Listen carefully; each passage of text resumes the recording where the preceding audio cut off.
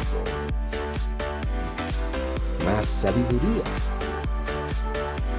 Más añadiduras 2026.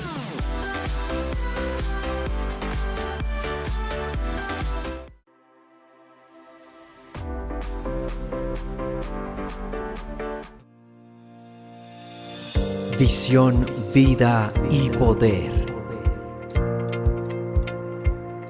Apunta al blanco. Con una visión celestial. Familias en ser como Jesús y permanecer en Él para hacer las obras del Padre. Visión, vida y poder. Iglesia Cristiana. Porque sin visión profética, el pueblo perecerá.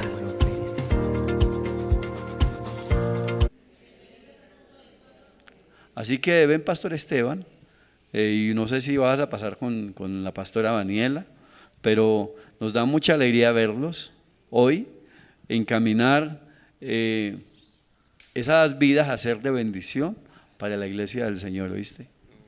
Así que… ¿Cómo estamos? Buenos días, ¿cómo estamos? ¿Cómo va todo? Qué bueno verlos nuevamente.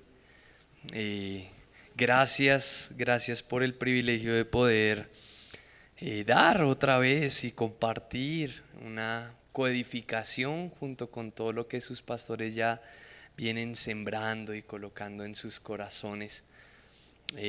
Voltéese y dígale al de al lado: si no fuera por ti, dígale, yo sería el más lindo en este lugar. Bueno, era para que se animaran un poquito. Estamos listos para la palabra. Hoy hay un tema que nos convoca muy precioso y espero llegar hasta el final. Ayer que estaba terminando las notas dije: uy, Señor, se me alargó esto, pero vamos a ver si la logramos, ¿sí? Vamos a hablar del reino avanza en manos aprobadas. El reino avanza en manos aprobadas. También les damos gracias a los pastores por prestarnos a Mapis para el proyecto Gracia. Mapis es un tesoro. Bien, hay una frase que Jesús dijo y que como iglesia hemos estado repitiendo constantemente, ¿sí? Es una frase a la cual vale la pena detenernos para entender. Es una frase que quiero que hoy podamos llevarnos con claridad lo que Jesús quiso decir con esta frase. Esta frase la encontramos en Lucas capítulo 10, versículo 2. El reino avanza en manos aprobadas, ¿sí? ¿Cuál es el sentir que hay detrás de todo lo que vamos a estar hablando hoy? Si pudiéramos colocar una premisa juntos, ¿sí? Si en algún caso no logro llegar al final, ya sabemos qué era lo que quería, hacia dónde quería llegar. Y es que hemos pensado que el reino de Dios se trata de los que quieren, ¿sí? De los que tienen tiempo, de los que están disponibles. Muchas veces se pensó que los pastores era gente que no tenía nada que hacer, entonces bueno, los vamos a llamar al ministerio.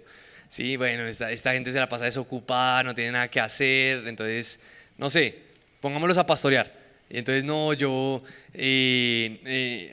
encontramos con toda una generación de pastores de pronto que no pudieron estudiar, ¿sí? Sino que se dedicaron 100% a lo que estaba pasando dentro de las congregaciones y bueno, como si el reino fuera un asunto de desocupados. Pero en el ejercicio de entender el reino de Dios, no hay gente más ocupada antes de que Dios los llame al reino de Dios. Sí, eso no es un asunto de voluntariado, y eso es lo que vamos a estar hablando hoy. Esto nunca se trató de ir llamando personas a ver quién puede venir y quién puede y quién quiere y quién tiene tiempo. El reino de Dios se extiende y avanza en manos aprobadas, en ministros, como vamos a ver en el versículo, en obreros aprobados. Si no llegó al final, pues ustedes ya saben cuál era la meta, ¿no? Lucas capítulo 10, versículo 2 dice: la mies a la verdad es mucha, pero los obreros son pocos. Cada vez que escuchamos este versículo, nos queda un sinsabor, ¿no? Como que necesitamos más gente, ¿no? Hay muy poca gente para la mies, ¿no? Necesitamos más gente que diga que sí al Señor. Y durante años la iglesia respondió exactamente de esa manera. Entonces cogimos este versículo y dijimos, bueno, así como la mies es mucha y los obreros son pocos, mañana tenemos una jornada de evangelismo. ¿Quién viene? Entonces todos, amén, sí, listo, sí, aquí estamos.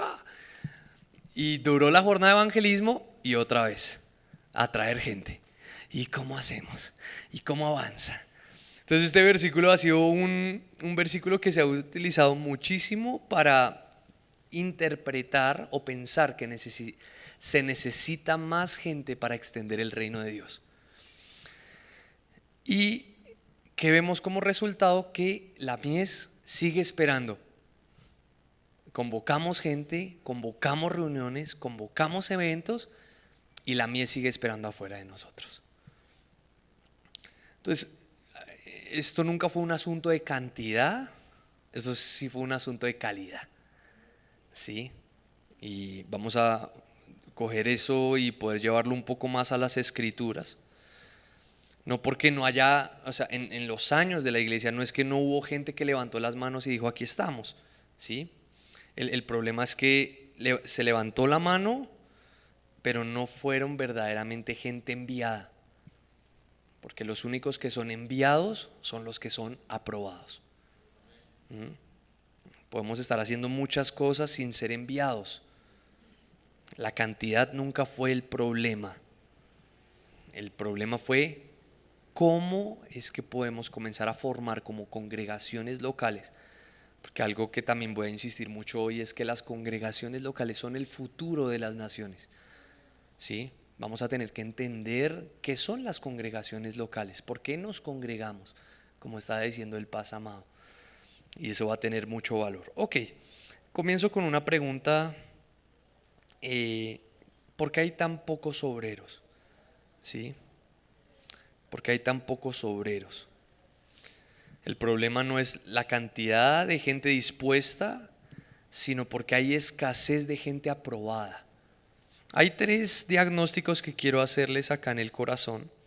Y estos 3 diagnósticos los vamos a juntar junto a una raíz, que desde esta raíz es que nacen estos 3 diagnósticos, ¿sí?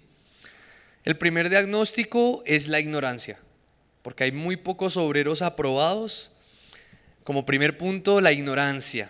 Y en este punto no estoy hablando de gente que ignora la Biblia, sino que gente que ignora cómo se desarrolla el reino de Dios en la tierra. ¿Sí?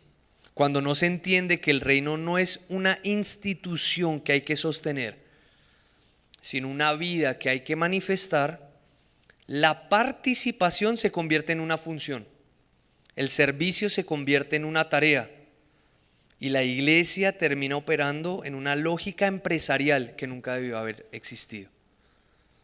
Porque esto no es algo que tengo que hacer, es una vida a la cual estoy llamado a expresar, porque es una competencia que no proviene de nosotros, es una competencia que proviene de Dios. Por lo tanto, el reino de Dios no necesita gente que haga muchas cosas, necesita gente que haga lo que Dios le mandó a hacer. Y eso es completamente diferente, ¿sí? Porque en el ánimo de, yo quiero servir a Dios y quiero hacer cosas para Dios y listo, es un ánimo que prontamente, si se queda en el emocionalismo, se va a acabar. Va a ser pasajero. Ya después de madrugar 2 meses a las 7 de la mañana ya no te va a gustar tanto. Pero ¿cómo es que se pasa la prueba del tiempo? Eso es lo que vamos a hablar. Hay una prueba del tiempo, en donde ahí es donde vamos a encontrar a los obreros. Pero ¿cómo se pasa esta prueba del tiempo? ¿Es un asunto de tareas? ¿Es un asunto de cosas? ¿O es un asunto de naturaleza? Bien. Como segundo diagnóstico tengo, y estoy seguro que de pronto muchos en algunas otras congregaciones lo han experimentado, y es el dolor, ¿sí? Ahí hay que decirlo claro, con claridad y con mucho respeto, porque hay muchas personas hoy distantes de lo que tienen que hacer por dolor, porque fueron lastimados en algún proceso de servicio, en algún abuso ministerial, ¿no?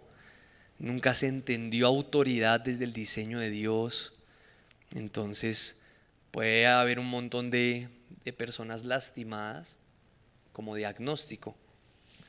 El problema no es el dolor, sino que el dolor determinó la última palabra para nuestra asignación. Ese fue el problema. Y como tercer diagnóstico es la costumbre, ¿sí?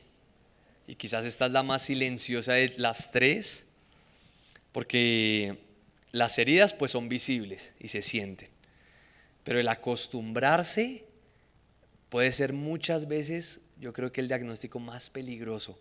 ¿Por qué? Porque no se ve, no se siente. Sigues haciendo lo mismo, semana tras semana, domingo tras domingo, y perdiste el corazón de por qué estabas haciendo lo que estabas haciendo. El por qué hacemos lo que hacemos, ¿sí? El por qué nos congregamos, el por qué servimos. Todas estas tres y estos tres diagnósticos tienen una raíz en común y es la orfandad. Entonces vamos a comenzar por ahí, ¿bien? Vamos a ver cómo nos va en todo este desarrollo. Ok, la orfandad. Yo creo que es tan importante que nosotros podamos identificar que el viejo hombre vive en un estado de orfandad, ¿sí? Y que como hijos de Dios es posible haber nacido de nuevo y seguir operando desde la orfandad, ¿sí? Es posible, es poder seguir, es haber sido pasado de Samsung a iPhone y seguir desbloqueando el iPhone con figuritas. Para los que entendemos esa referencia, a ver, al revés. Es pasar de iPhone a Samsung y seguir buscando en App Store. ¿Sí? Ahora es Play Store, ¿cierto? A ver si se dan cuenta, ahí los tecnólogos ahí, los tecnológicos. Pero claro, es haber recibido toda una nueva naturaleza, pero seguir operando en un sistema operativo incorrecto, ¿sí? Y eso nos sucede muchas veces como hijos de Dios.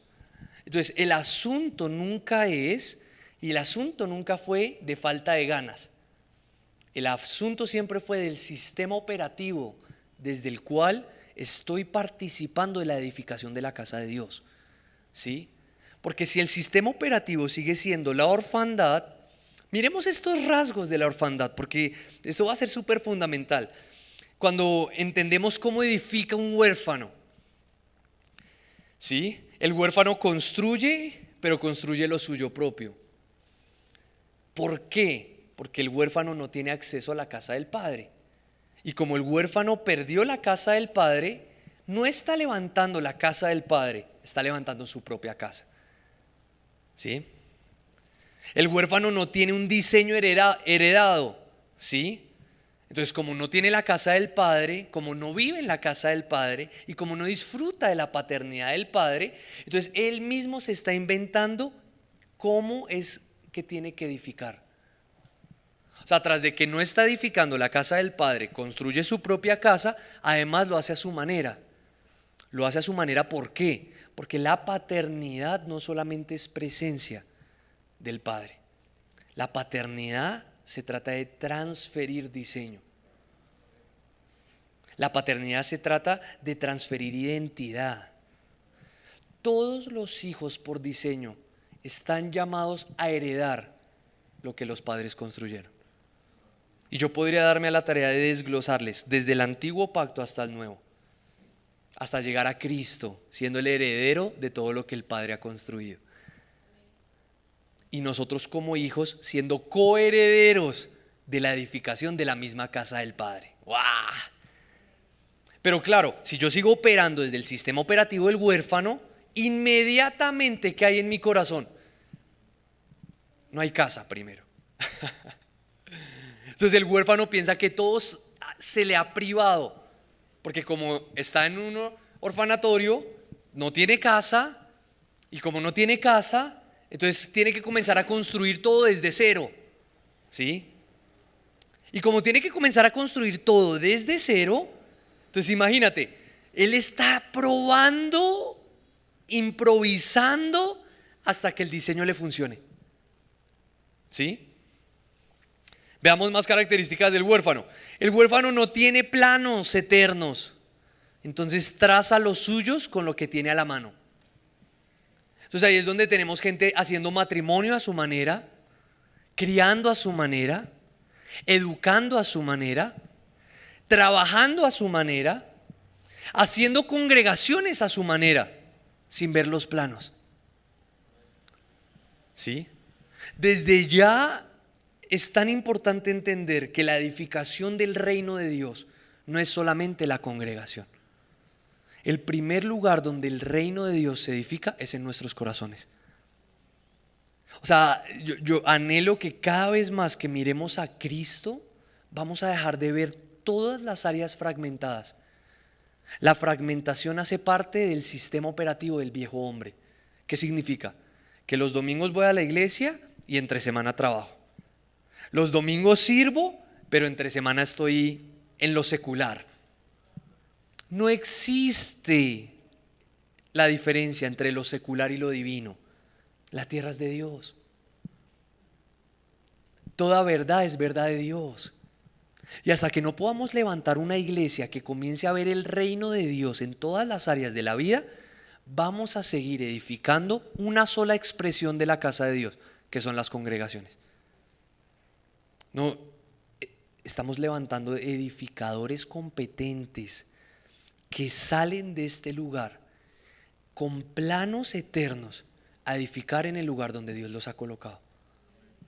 O sea, es toda una iglesia que está trayendo sistemas educativos, es una iglesia que está trayendo sistemas musicales, es toda una iglesia que está trayendo todo un sistema de gobierno del reino. Es toda una iglesia que está operando para expresar a Cristo en el arte. No, es una belleza el reino de Dios. Entonces, claro, pero si desde la congregación estamos edificando sin planos, de ahí en adelante las familias, las parejas, los matrimonios, los jóvenes van a edificar sin planos. Pero eso es un síntoma de un huérfano, de orfandad. Y entonces, como el huérfano no tiene padre que lo respalde, entonces el huérfano se la pasa defendiendo lo que construyó porque es lo único que tiene. Y si eso que tiene se destruye, lo pierde todo. Entonces es un montón de gente aferrándose a ministerios que de pronto construyó en algún momento. Es un montón de gente aferrándose al medio negocio que levantó. Es gente aferrándose a cosas que ha edificado. ¿Y por qué se aferra a eso? Porque el huérfano no depende del padre. Y si pierde eso, lo pierde todo. Entonces tenemos un montón de gente que entró en un burnout en esta última época. ¿Por qué? Porque lo único que construyó en sus propias fuerzas y a su manera, lo perdió. Entonces tenemos un montón de gente que llegó la pandemia y no podía servir. ¿Y ahora qué hago? Lo único que había construido era medio, y como lo ven como una posición en la congregación.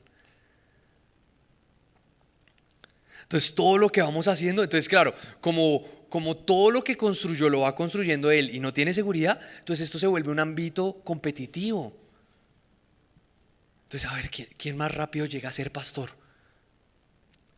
Y entonces entramos en una competencia interna egos, contiendas, se pierde la edificación. O sea, la raíz de estos 3 síntomas es la orfandad. Y tenemos que salir de ese sistema operativo, porque lo primero que vino a hacer Cristo fue devolvernos a la casa del Padre. Y además darnos el privilegio de edificar con Él la casa del Padre. ¡Wow! ¡Qué privilegio más grande es el que tenemos! Tú estás edificando la casa del Padre en tu casa. Tú estás edificando la casa del Padre en tu vida. Tú estás edificando la casa del Padre en tus hijos. O sea, todas las cosas que el Señor te ha dado a administrar deberían verse de acuerdo a los diseños de la casa del Padre. No solamente la congregación.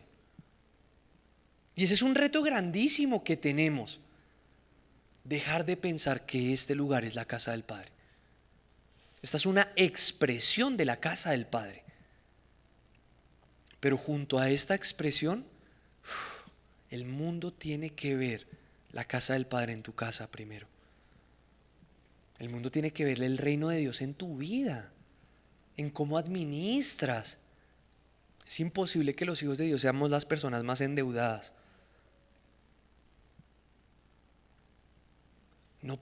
No hemos entendido la edificación de la casa del Padre. Es imposible que los hijos de Dios sean los que menos la gente quiere contratar. Uy, no, es que yo me traje unos cristianos y no, eso es un complique, esa gente es la más perezosa, esa gente no trabaja, esa gente tras del hecho se la pasa, tras de que no cumple, se la pasan pidiendo permiso para todo. Esa gente es la más problemática. O sea, una expresión de la casa del Padre que sale de la congregación. ¿Por qué? Porque venimos cargados de planos celestiales. Entonces, claro, cambia completamente la forma como edificamos al otro lado de la cruz. ¿Por qué? Porque el Hijo no tiene que construir su propia casa. Participa de la edificación de la casa del Padre. ¡Wow! Eso es precioso. ¿Qué más? El Hijo no llega a la obra con sus propios planos. Llega sabiendo que hay un arquitecto eterno que diseñó todas las cosas antes de la fundación del mundo. El Hijo no llega a defender su porción, llega a ocupar su lugar en donde el Padre lo colocó. ¿Estamos entendiendo? Entonces por eso esto es precioso, ¿sí? Por eso es tan hermoso Efesios capítulo 2 versículo 10. Porque Efesios capítulo 2 versículo 10 dice, porque somos hechura suya. Dice, creados en Cristo Jesús para buenas obras, las cuales Dios preparó de antemano para que anduviésemos en ellas. Cuando el apóstol Pablo usa la expresión hechuras suyas, está usando la palabra griega poema, que significa literalmente poema. O sea, Dios está diciendo, ustedes son el poema de Dios creados en Cristo Jesús. Qué lindo, ¿no? Y dice que este poema fue creado para buenas obras. O sea, todo lo que Dios está haciendo con nosotros, no las improvisó. Dios no las delegó por necesidad. Ay, es que no tenemos quien sea quien esté a cargo del ministerio de los niños. Pongamos a ver, de ti María, ¿quién quiere ser el líder de los niños? No. Dios no reacciona por necesidad. Dios las preparó, las diseñó. Tiene un depósito en el que colocó a cada uno de ustedes cargados de vida para cumplir la asignación a la cual Dios nos ha mandado. Entonces, ahí es donde el voluntariado se acaba, porque esto no se trata de lo que yo quiero hacer, sino se trata de comenzar a descubrir cuál es mi participación dentro de la edificación. Y eso sucede dentro de las congregaciones locales. Este es nuestro campo de entrenamiento, en donde encontramos qué es lo que el Señor tiene para nosotros. Pero eso lo vamos a hablar más adelante. ¿Qué significa esto? Que cuando un hijo se acerca a la obra del reino, no llega a ofrecer lo que tiene, llega a descubrir lo que ya fue diseñado para él. No es voluntario, es heredero y viene a tomar posesión de la asignación que Dios le colocó. Entonces, claro, uno muchas veces por el afán de, ay, ¿qué hacemos con los jóvenes? ¿Y qué hacemos con esto? ¿Y qué hacemos? ¿Y yo qué hacemos? Y aún, yo les digo, hay un montón de personas del cuerpo de Cristo que trabajan por necesidad y no por asignación. Por eso es que el cuerpo de Cristo está frustrado, porque está dentro de un sistema que se llama Babilonia, donde Babilonia le ofrece todo lo que necesita, pero no es lo que Dios quiere. Hay una gran diferencia entre la esclavitud de Egipto y la esclavitud de Babilonia. En la esclavitud de Egipto, esta gente era literalmente lastimada, golpeada. Esta gente no heredó nada, esta gente no era dueña de nada, ¿sí? Estamos hablando del pueblo de Israel. El pueblo de Israel en Egipto fue la peor temporada.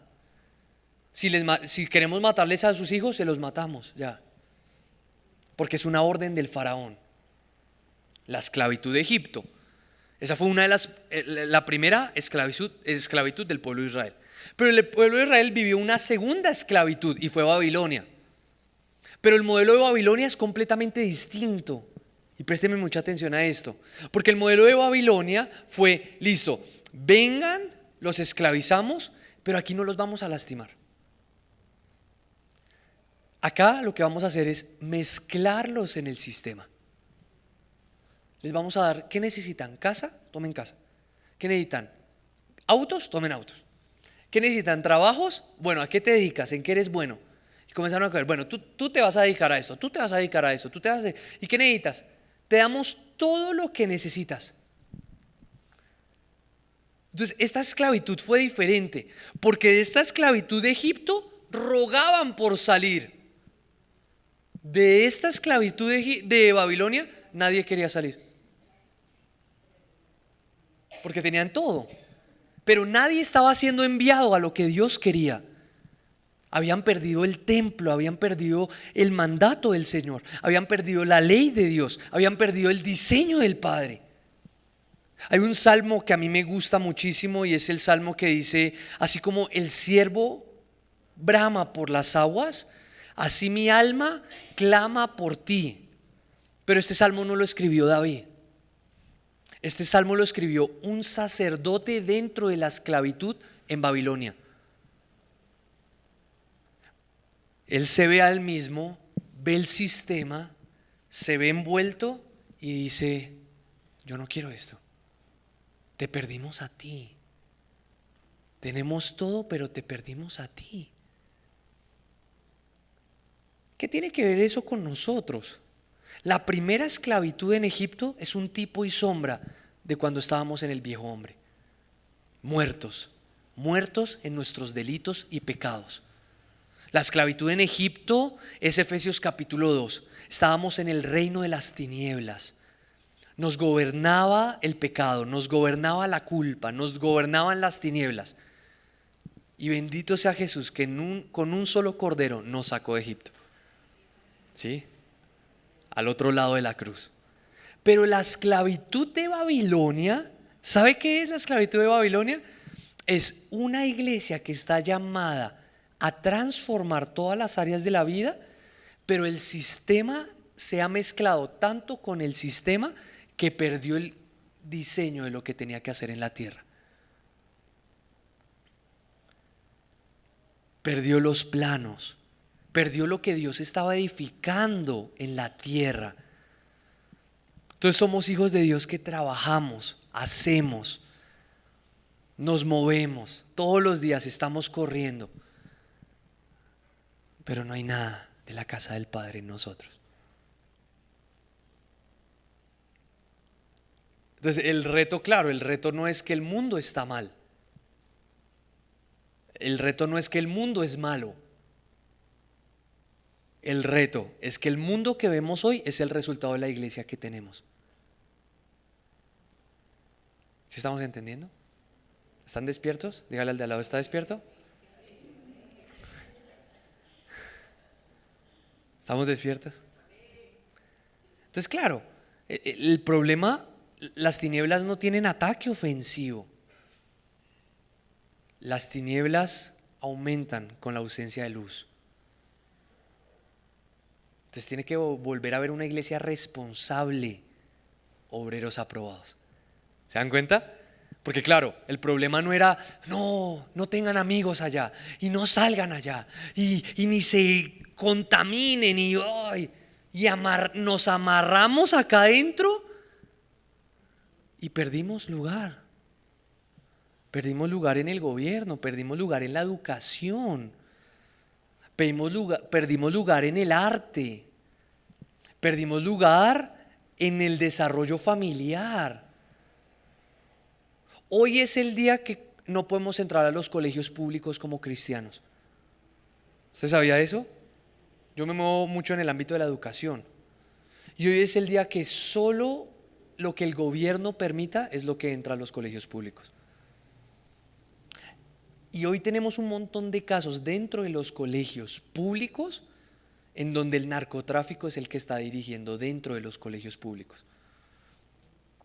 Y son niños que vienen y entran y entran niños bien y terminan niños con problemas mentales y adictos a la droga.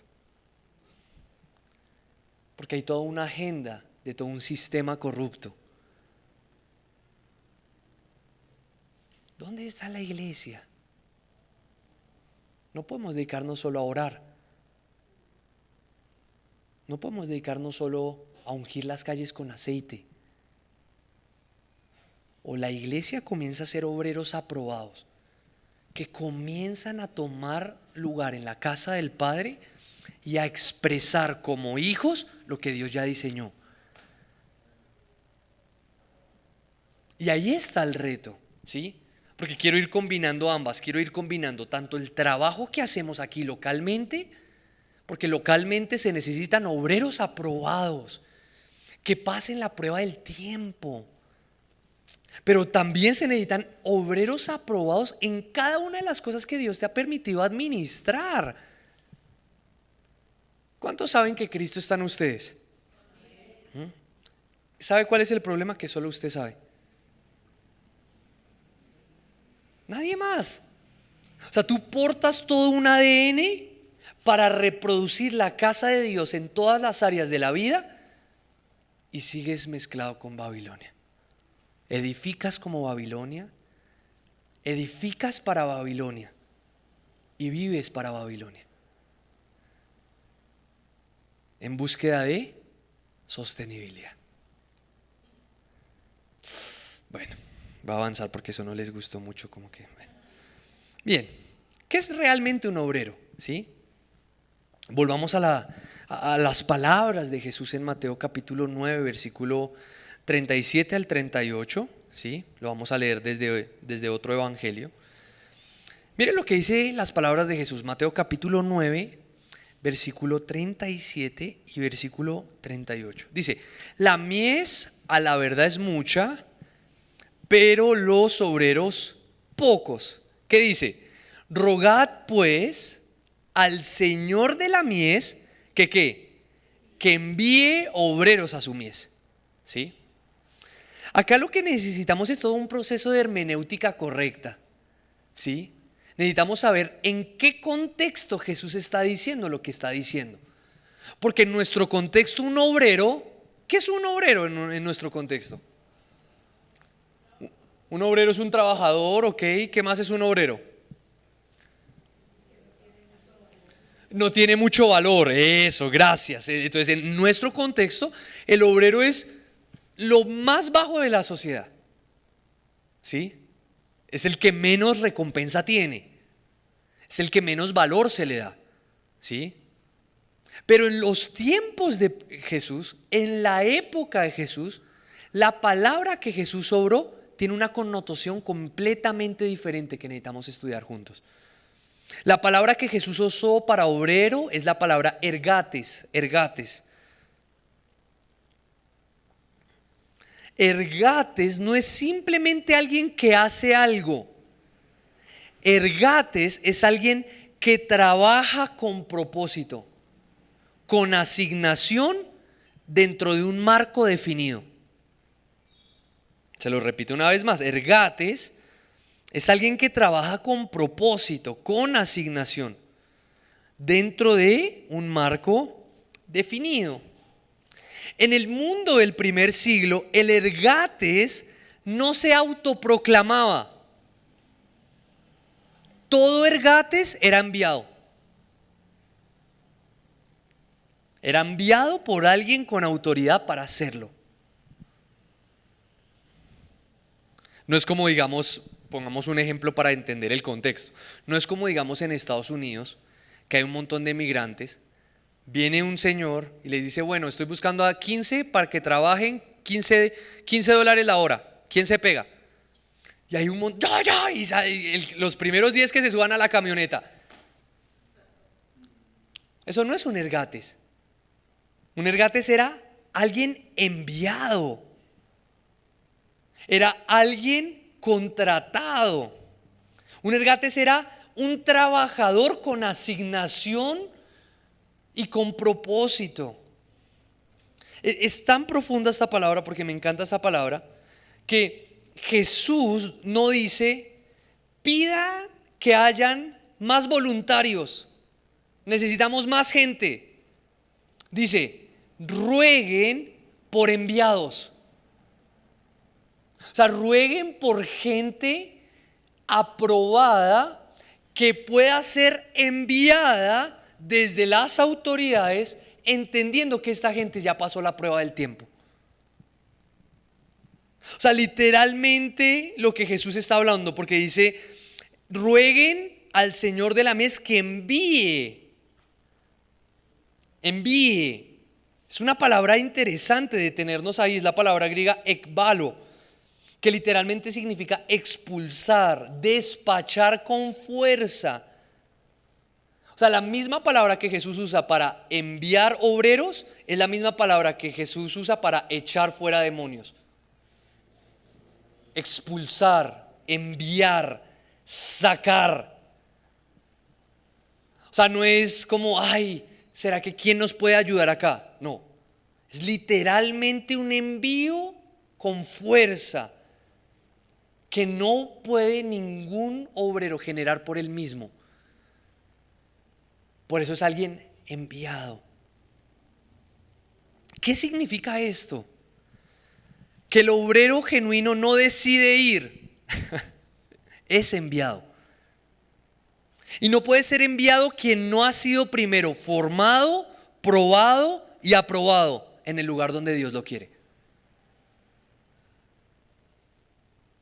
Esto es muy interesante. No puede ser alguien enviado si primero no ha sido formado, probado y aprobado en el lugar donde Dios lo quiere.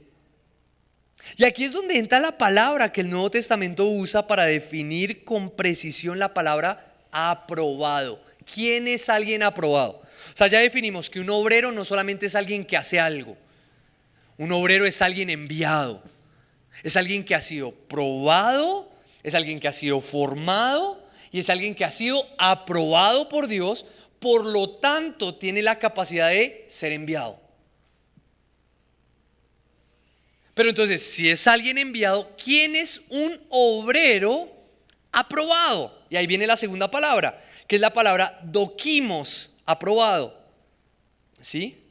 La palabra aprobado no tiene el sentido de haber pasado, alguien que pasa un examen.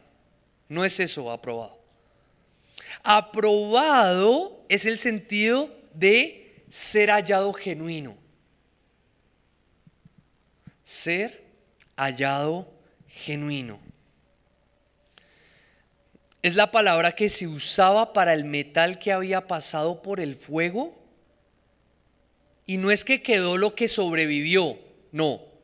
¿Qué fue lo que quedó del metal cuando pasó por el fuego? Lo que era real.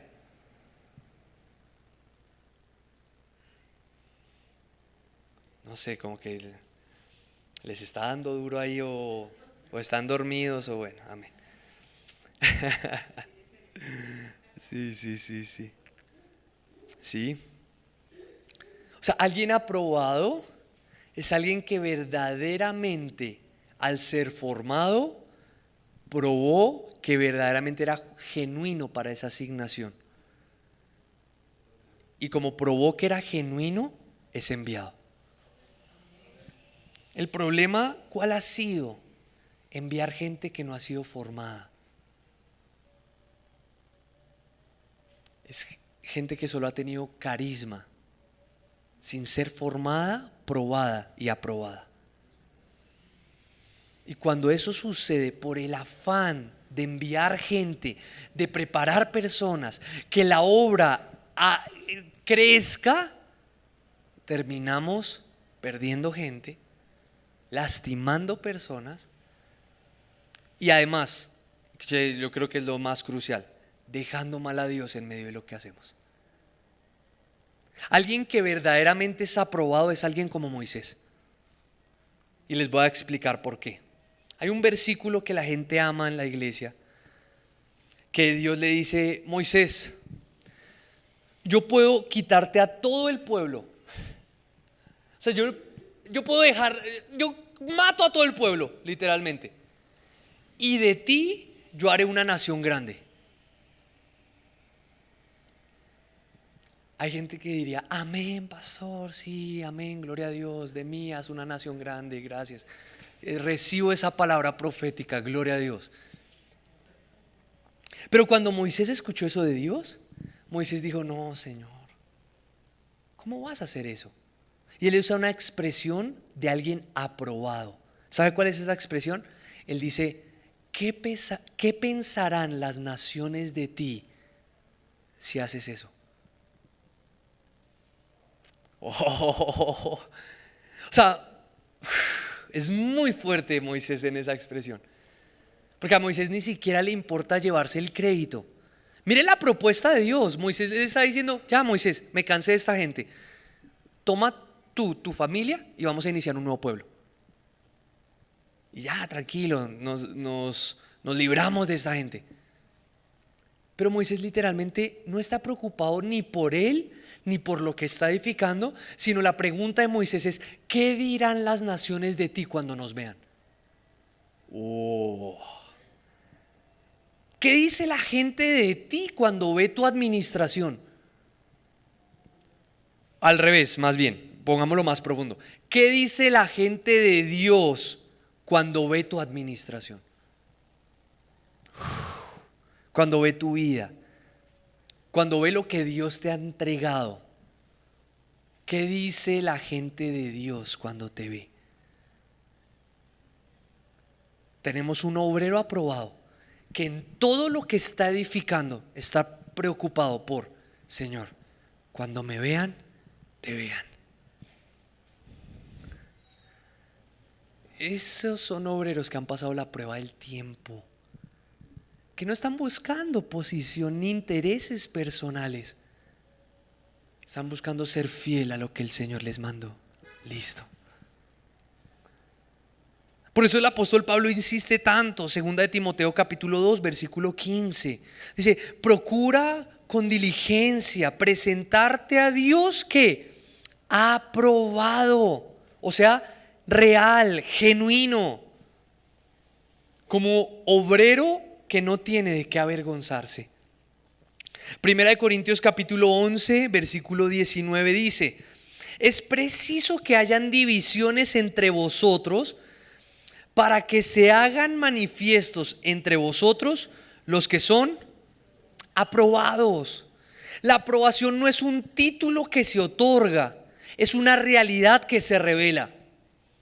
Es el proceso, no produce la aprobación.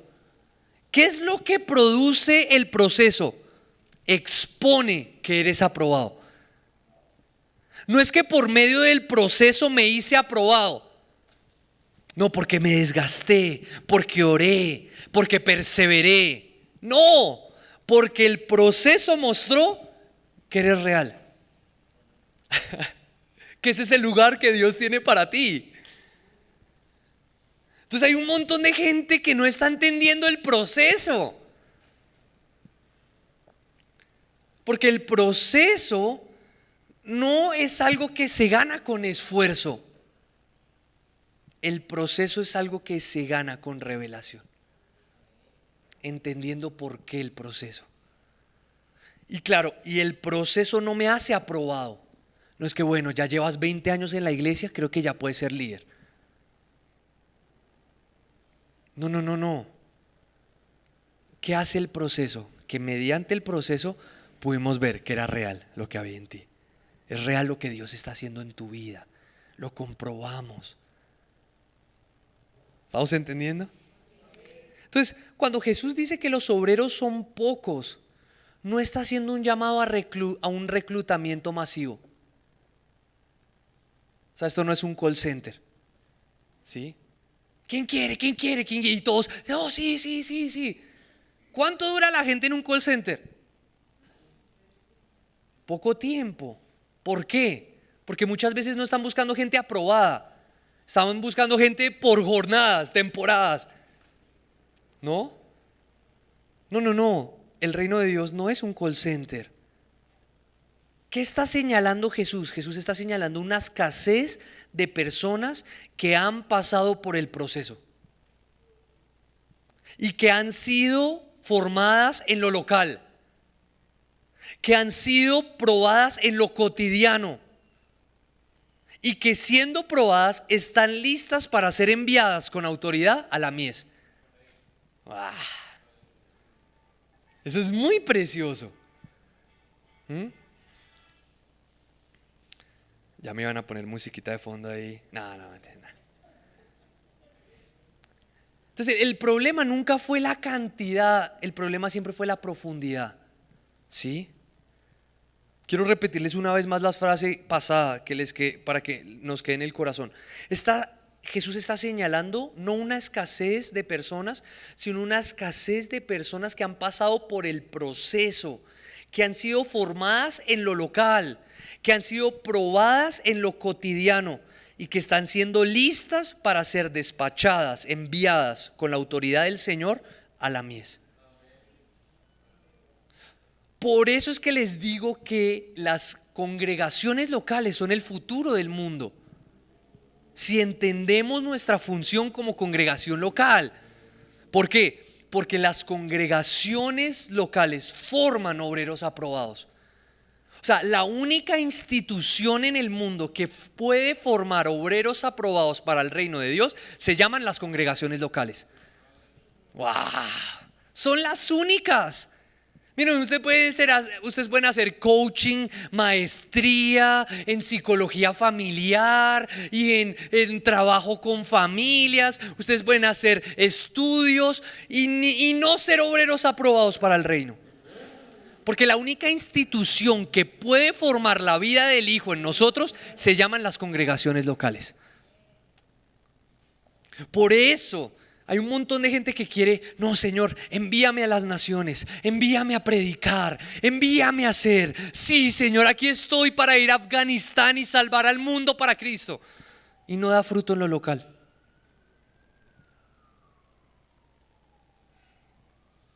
No, Señor, hazme que la gente pueda ver que el negocio avanza y que estamos siendo bendecidos y no sé qué. Y no están haciendo nada acá adentro.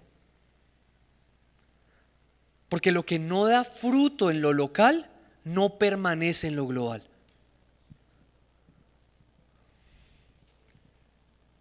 Entonces, mi ánimo es que seamos hermanos que amemos ser corregidos en lo local. Bueno, eso me gustó a mí solo. Amén, Señor, gloria a Dios. Gracias, Señor, gloria a Dios. Claro, porque ¿cómo más vamos a ser obreros aprobados? ¿No? Entonces, claro, obreros aprobados en lo local es gente que está lista para ser enviada. hacer lo que tiene que hacer. Gente formada en lo local, probada en lo cotidiano, en el día a día. ¿Sí? Voy a avanzar. ¿Vamos bien? ¿Cuánto tiempo me queda, Paz? 2 horitas. Ah, bueno, no, listo. ¿Hasta qué horas tengo? Unos 15 minutos. ¡Oh, Señor! Bueno, listo. Gloria a Dios. Amén. Bien. Bien. Entonces, ¿qué quiero que miremos? Desde el Antiguo Testamento, el sacerdocio nunca fue algo improvisado. Nunca fue algo improvisado. Cuando Dios diseñó el sacerdocio levítico, no lo dejó a la improvisación. No dijo, bueno, el que quiera servir en el tabernáculo, que se presente. No. Hubo una tribu específica, hubo una familia específica, hubo una preparación específica, hubo tiempos específicos y funciones específicas. Cada detalle del sacerdocio arónico estaba prescrito porque lo que estaba en juego no era un programa religioso, era el cielo en la tierra por medio del sacerdocio. Préstele mucha atención. No se acababa el ministerio de una persona, dejaba de expresarse el cielo en la tierra, sino era por medio de un sacerdocio santo que cumpliera los detalles que se tenían que cumplir. Hay algo que no podemos pasar por alto, y es que los sacerdotes no se ordenaban a sí mismos. Hebreos capítulo 5 versículo 4 dice: y nadie toma para sí esta honra, sino el que es llamado por Dios, como lo fue Aarón. ¿Qué significa? Que aún la iniciativa del sacerdocio siempre fue desde arriba. Toda esta estructura y toda esta precisión y toda esta gloria nos muestra que el reino de Dios se edifica con sacerdotes aprobados. Porque claro, lo que en el antiguo pacto era una familia, en el nuevo pacto es una nación de reyes y sacerdotes. ¿Cuántos dicen amén? Primera de Pedro 2:9, mas vosotros sois linaje escogido, real sacerdocio, nación santa, pueblo adquirido por Dios. O sea, en otras palabras, los pastores no son los únicos sacerdotes. Dios está levantando una nación sacerdotal. Y tú tienes que tener esa certeza en tu corazón. Porque se tiene que acabar esa diferenciación en que la dedicación que el pastor le mete a la obra del Señor es la misma dedicación que tú le debes meter. Porque estamos edificando juntos la casa de Dios. Bueno, eso tampoco les gustó, pero bueno. Sí. Es muy interesante esto. ¿Sí? ¿Qué nos señala el sacerdocio levítico anterior? Nos señala que Dios nunca opera con improvisación. Siempre hubo un diseño, siempre hubo planos, siempre hubo un proceso de aprobación antes de ser enviados. Y si eso fue cierto en la sombra, ¿cuánto más ahora que estamos en la sustancia? Si eso fue cierto en ese momento, ¿cuánto más ahora que el Espíritu del Hijo vive en nosotros y está produciendo dentro de nosotros una competencia divina para lo que Dios quiere? El sacerdocio aprobado del nuevo pacto no lo es solo por disciplina acumulada ni por años de servicio. Lo es porque la vida del resucitado mora en él, y esa vida, cuando es cultivada en lo local y probada en lo cotidiano, produce exactamente lo que Dios está esperando para la mies. Se lo repito una vez más. El sacerdocio aprobado del nuevo pacto no se hace por disciplina,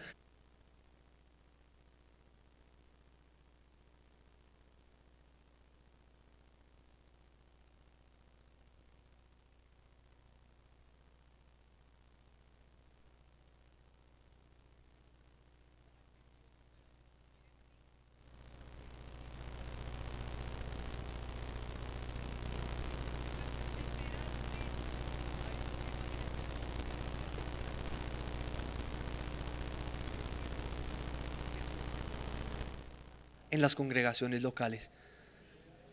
Las congregaciones locales no son un hospital. Esa imagen que los influencers quieren dar de la iglesia como un hospital es una mentira. ¿Por qué? Porque los hospitales no preparan a nadie.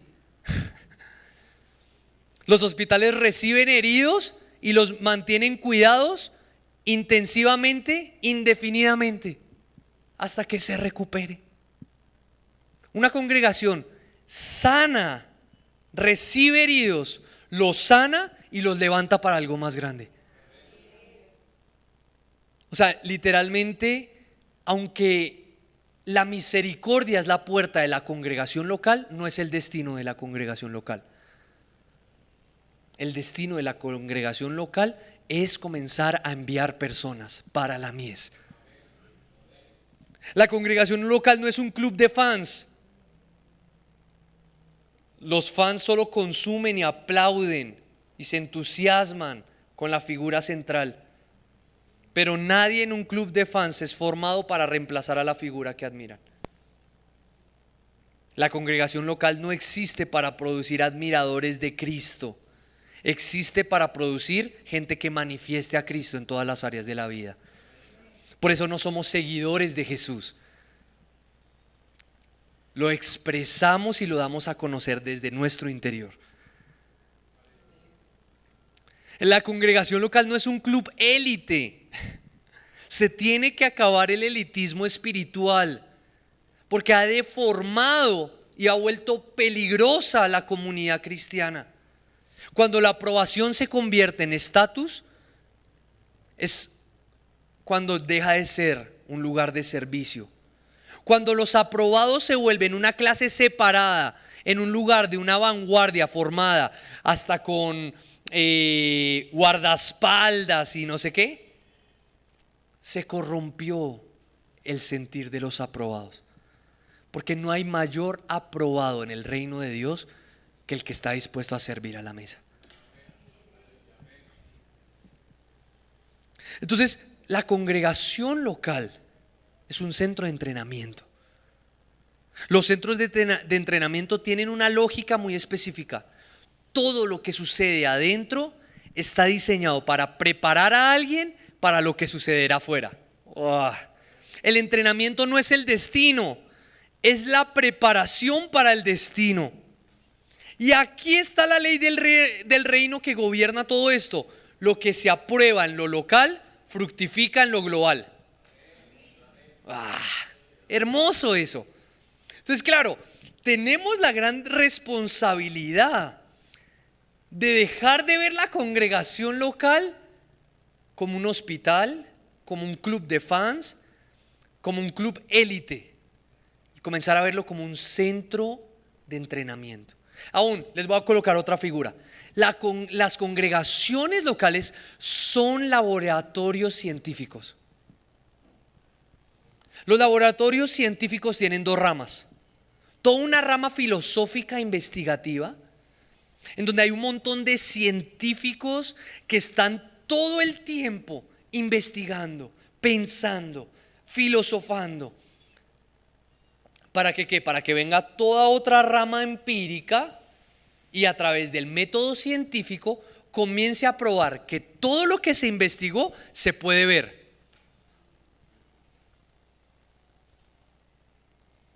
Entonces, literalmente en la congregación local, cada vez que venimos los domingos, usted no viene a recibir una prédica casual. Usted viene a recibir los planos de investigación. Usted viene a recibir la lógica de Dios en el tiempo que nos ha tocado vivir, para que tú te dediques a través del método científico a expresarlo en todas las áreas de la vida. ¿Sí? Voy a cerrar con esto. Bien. Vale la pena mirar a Jesús como modelo. El ministerio público de Jesús fueron solo 3 años. Jesús comenzó a prepararse primero en una casa, en la casa de papá y en la casa de mamá. Lo que no funciona en casa no va a funcionar afuera. Y Jesús pasó de la casa a todo un ministerio privado. Juan nos narra ese ministerio privado. Conversaciones privadas. No hablen, no hagan, no digan. Todo un proceso. O sea, fueron 30 años de ministerio privado, donde nadie vio nada en Jesús. 3 años público y se fue. Eso nos habla de obreros aprobados. Porque si verdaderamente tú quieres comenzar a dar fruto en el reino, esto no es un asunto de que te esfuerces más o hagas más. Yo podría terminar con una convocatoria después de esta prédica. ¿Cuántos vamos a servir más? ¿Cuántos obreros hay acá en esta casa? Amén.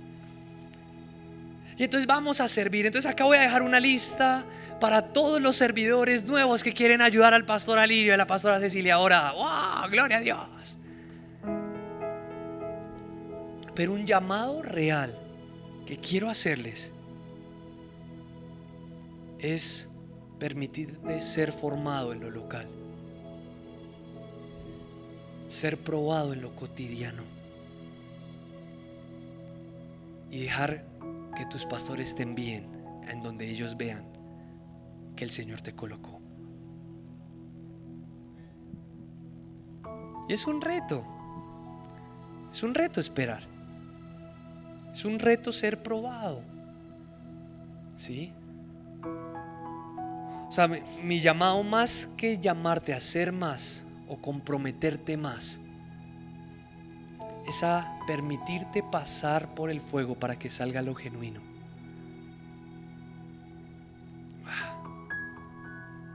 Porque cuando sale lo genuino es cuando va a haber permanencia en el tiempo.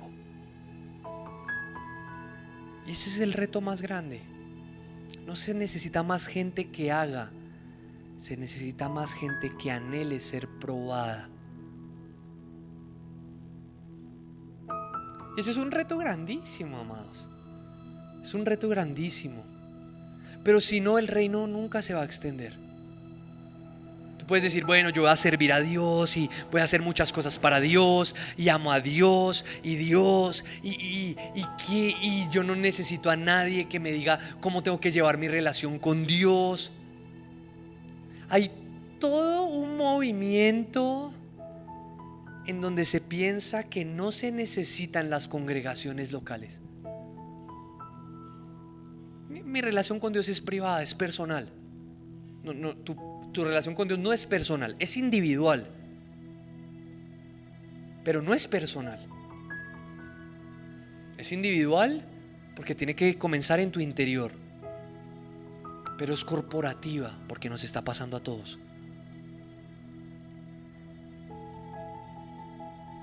Entonces no existe, es que déjame que mi relación con Dios es personal. Mi proceso de transformación es Dios y yo. No. Se tiene que levantar una generación que ame ser corregida. Se tiene que levantar una generación que ame rendir cuentas. Se tiene que levantar una generación que ame la sumisión. El someterse los unos a los otros.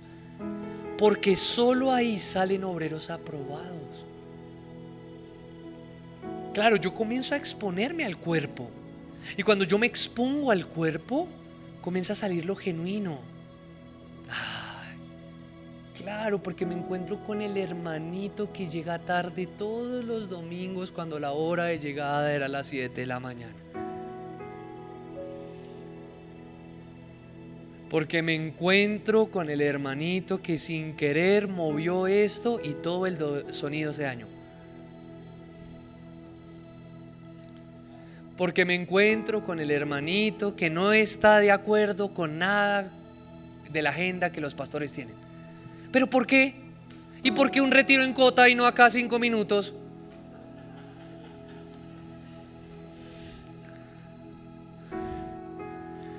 Y el que no es formado en lo local, en la vida cotidiana, jamás expresa a Cristo. Viene lunes, martes, miércoles, no ven a Cristo en ti. ¿Por qué? Porque es que Cristo primero tiene que ser formado. Y lo que está siendo formado es probado. Y cuando eso es probado, es aprobado, ¿qué? Verdaderamente entendemos que el Señor te colocó para esta asignación. Lo vemos como congregación, te vemos, vimos tu corazón, te vimos en el tiempo, vimos lo que el Señor ha estado haciendo a través del proceso. Estás listo para ser enviado. ¿Sí? Hay un versículo en Hebreos muy fuerte que dice: sométanse a sus pastores. ¿Lo han escuchado? Es una expresión que dice: sométanse a sus pastores. Lo tengo en mi corazón, pero no sé qué verso es exactamente. Hebreos 13:17. Gracias. Vayamos ahí un instante rápido para cerrar.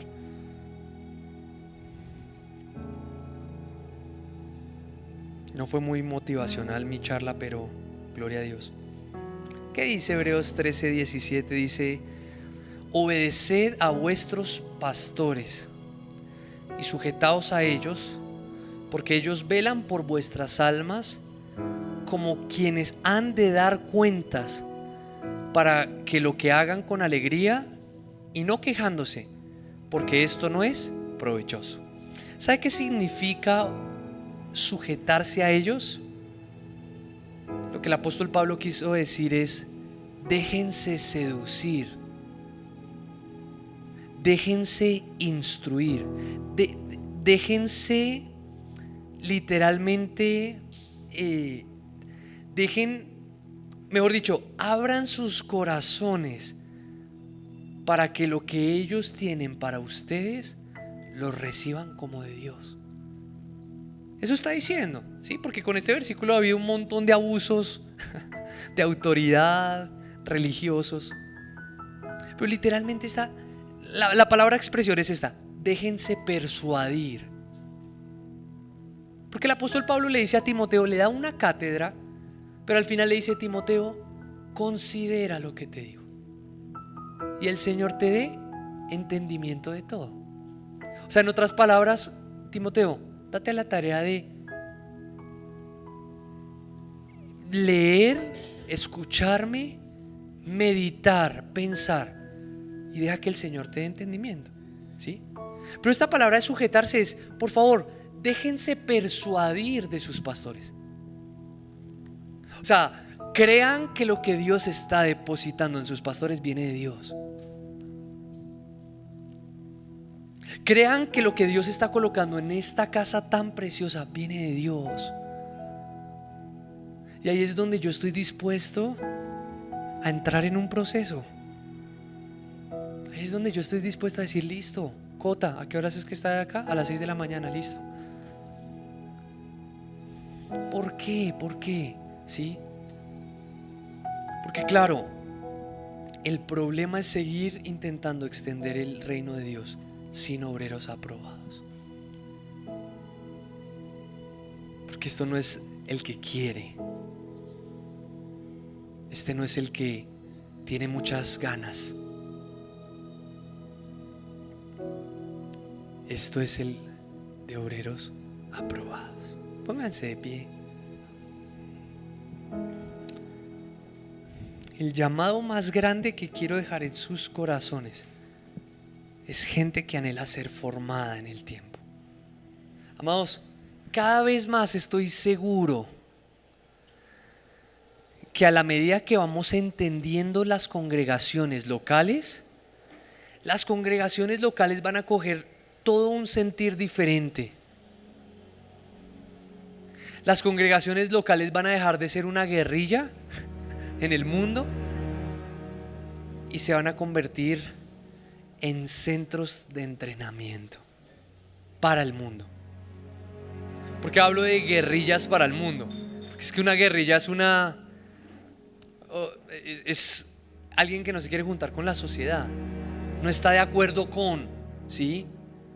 Todo movimiento guerrillero por muy buenas intenciones que tenga, es una mentira desde el diseño de Dios.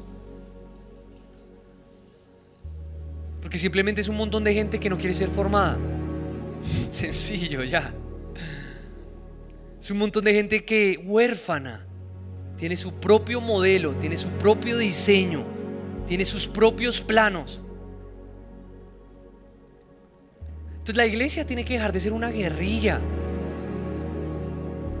Porque es que estamos en el mundo, pero literalmente no hacemos nada para la transformación del mundo. Y esto se puede ver de dos maneras. Esto se puede ver con el pensamiento de Constantino, que tomemos la cruz y volvamos la cruz en un símbolo de conquista. Vamos a conquistar el gobierno, unidos. Vamos a conquistar todas las áreas de la vida. Y de ahí salieron los 7 montes. Vamos a conquistar, vamos a hacer, Porque Constantino vio la cruz y dijo: con esto vamos a conquistar. Pero cuando los apóstoles vieron la cruz, es un símbolo de reconciliación. Y Pablo dijo: hemos sido unidos al ministerio de la reconciliación. Y salimos y vamos por el mundo diciendo: reconcíliense con Dios. ¿Qué es reconciliar? ¿Sabe cómo vamos a reconciliar todas las cosas? Con obreros aprobados. Porque no solamente va a ser una jornada de evangelización. De aquí no va a salir: bueno, muchachos, entonces el próximo sábado los espero porque vamos a estar evangelizando aquí afuera y vamos a estar predicando el evangelio. No. Una reconciliación real es cuando el mundo comienza a ver a Dios en todo y en todos los hijos de Dios. Entonces no salimos a conquistar, salimos a reconciliar. Pero ¿cómo vamos a ir con este mensaje que no es de conquista sino de reconciliación cuando hemos sido vaciados de intereses personales, de beneficios personales? Cuando esto deja de tratarse de mí y todo lo que el Señor me ha dado comienza a tratarse de Él. No somos dueños de nada, somos administradores de todo. Hijos de Dios que edifican la casa del Padre con planos eternos, formados en lo local, probados en lo cotidiano, dando fruto en la mies. Amén. Señor, gracias. Gracias, Padre, gracias por reunirnos, gracias por convocarnos. Gracias porque tu palabra es verdad, es alimento, es vida. Aquí estamos, Señor, porque entendemos que en tu reino no hay espectadores, en tu reino no hay fans. Tú no estás buscando gente que te siga, tú estás buscando gente que muera para que tú vivas en nosotros. Seguidores tuviste muchos, discípulos pocos. Hoy entendemos por la palabra y por el Espíritu que no queremos hacer cosas para Dios por hacerlas. No queremos hacer cosas por hacer, no. Queremos agradarte a ti. Queremos ser fieles a lo que nos has mandado a hacer. Queremos ser enviados, Señor. No queremos autoproclamarnos, autoenviarnos, autoascendernos, autodespacharnos. No, Señor, entendemos que tú nos colocaste en esta casa preciosa para ser formados, para ser formados como obreros aprobados. Señor, aquí estamos para entrar en un proceso corporativo, como cuerpo, como familia, para que nos formes en esta casa. Oro por lo que estás haciendo en esta casa preciosa, Señor, porque conozco el sentir de sus pastores, el testimonio que has colocado en su espíritu.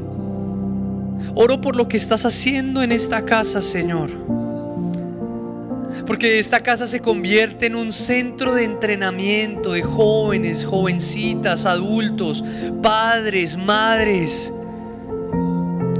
en donde comienzan a ser formados, enseñados,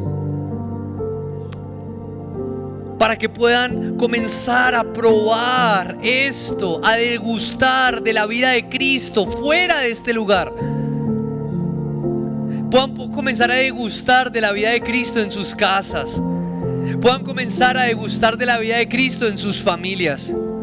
Puedan comenzar a degustar de la vida de Cristo en sus hogares, en sus trabajos, en sus universidades.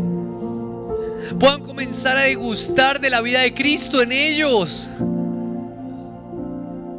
porque hemos estado declarando que viene toda una temporada para el cuerpo de Cristo de enviados, obreros aprobados. Aleluya. Obreros aprobados, obreros aprobados, obreros aprobados. Y ahí con sus ojitos cerrados tengo una cosa más. Vamos a volver, y lo hemos declarado como congregación, lo hemos declarado como cuerpo. Vamos a volver al tiempo de los recomendados. Esto es precioso, y guarde esto en su corazón.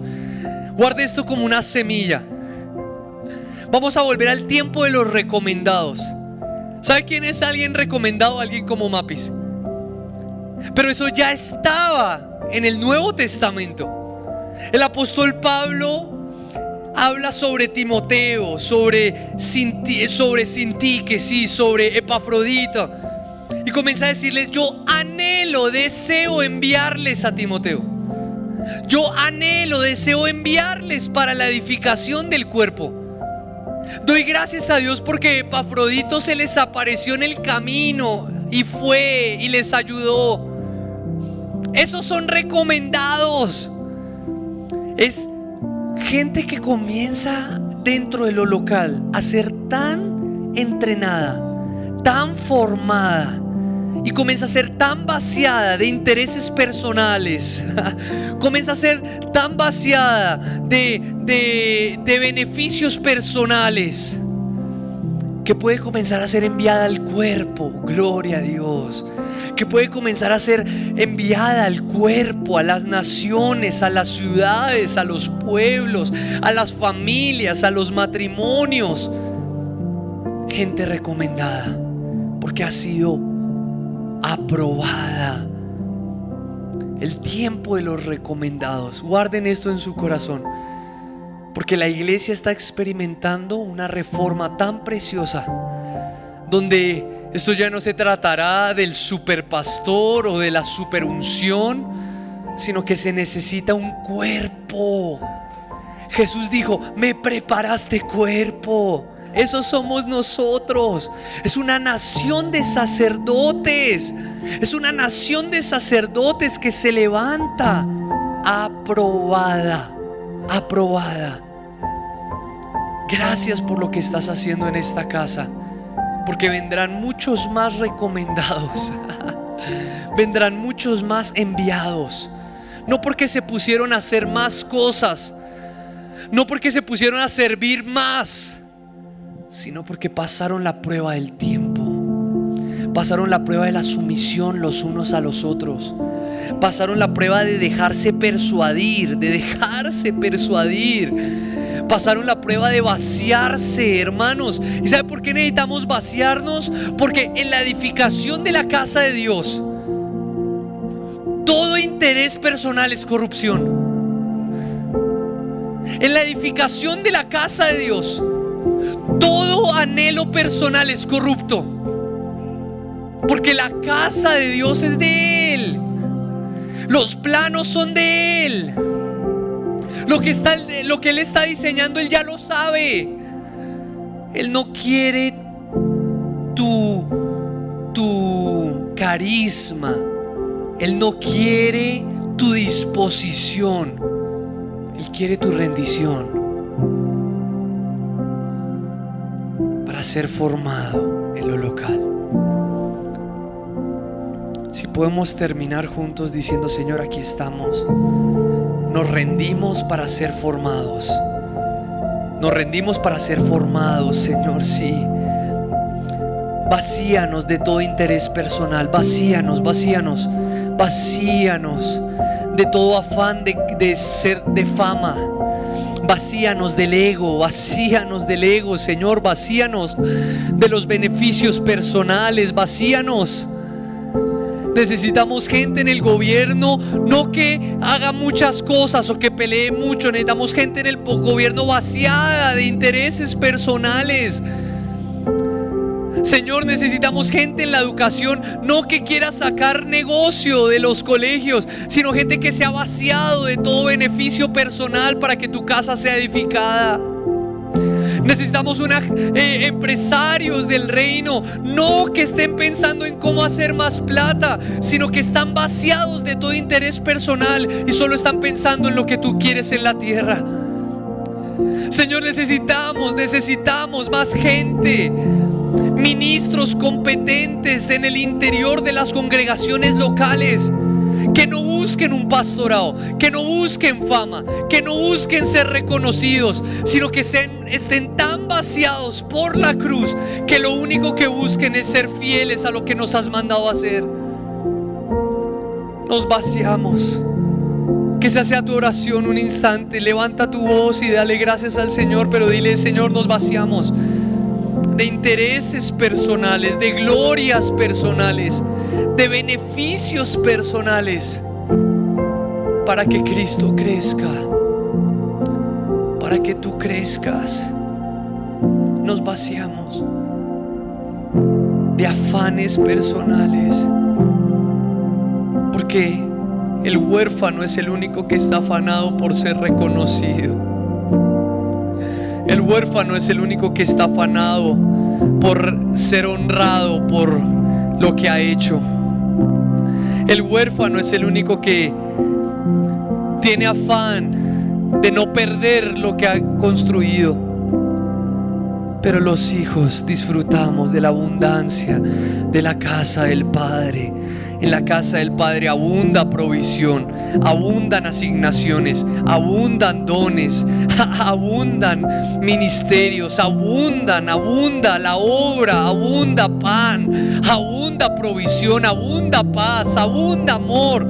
En la casa del Padre todo lo que se edifica es desde la abundancia, todo lo que se edifica es desde la plenitud, todo lo que se edifica no es desde la necesidad. No es porque necesito hacer cosas para Dios, sino porque hemos entendido que somos privilegiados para servirte. Porque somos privilegiados, Señor, y de lo vil y de lo menospreciado nos has sacado para edificar tu casa, para edificar tus planos, para edificar lo que tú estás haciendo en la tierra. Morimos completamente, nos vaciamos y nos levantamos para ser corregidos. Amamos ser transformados.